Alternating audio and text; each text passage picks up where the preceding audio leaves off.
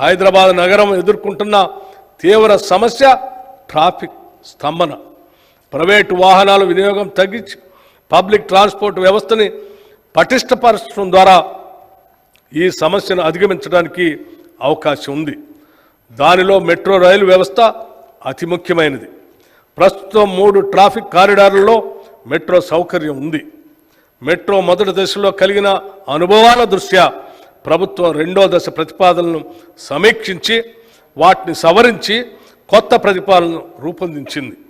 వివిధ వర్గాల అవసరాలను తీర్చడంతో పాటు నగరంలోని అన్ని ప్రాంతాలు సమానంగా అభివృద్ధి చెందాలన్న లక్ష్యంతో ప్రభుత్వం 78.4 కిలోమీటర్ల పొడవు ఉన్న 5 ఎక్స్టెండెడ్ కారిడార్లను 24,042 కోట్ల రూపాయలతో అభివృద్ధి పరుస్తుంది.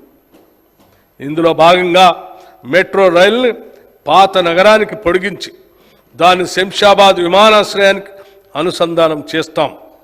అలాగే ప్రస్తుతం ఉన్న కారిడార్లను నాగోల్ నుండి ఎల్బీ నగర్ వరకు విస్తరిస్తాం. నాగోల్, ఎల్బీ నగర్ మరియు చంద్రాయణగుట్ట స్టేషన్లను ఇంటర్చేంజ్ స్టేషన్లుగా అభివృద్ధి చేస్తాం. మియాపూర్ నుండి పటాన్ చెరువుకు, ఎల్బీ నగర్ నుండి హయత్ నగర్ వరకు మెట్రో రైలు సౌకర్యాన్ని పొడిగించాలని కూడా ప్రణాళిక సిద్ధం చేశాం. హైదరాబాద్ విపత్తు నివారణ మరియు ఆస్తుల పరిరక్షణ సంస్థ హైడ్రా రాష్ట్ర ప్రభుత్వం నగరాభివృద్ధిపై ప్రత్యేక దృష్టి పెట్టింది.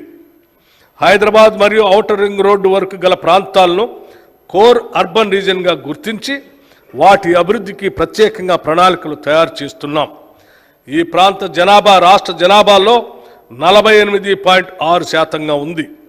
రాష్ట్ర ఆర్థిక మరియు జిఎస్డిపి పురోగతిలో ఈ ప్రాంతం అత్యంత కీలకం. తెలంగాణ రాష్ట్రంలో పట్టణ జనాభా వృద్ధి రేటు సాలీనా 3.2% ఉంది. ఇది జాతీయ సగటు కంటే ఎక్కువ. ఐటీ, ఫార్మా, డిఫెన్స్, ఏరోస్పేస్లకు సంబంధించిన పరిశ్రమలు బాగా అభివృద్ధి చెందటం వల్ల హైదరాబాద్ నగర శివారుల్లో పట్టణీకరణ వృద్ధి రేటు అత్యధికంగా కనిపిస్తుంది. Please do subscribe to Please do subscribe to Please do subscribe to Please do subscribe to Please do subscribe to Please do subscribe to KTV Telugu. KTV Telugu. KTV Telugu. KTV Telugu. KTV Telugu. KTV Telugu. Please do subscribe to KTV Telugu.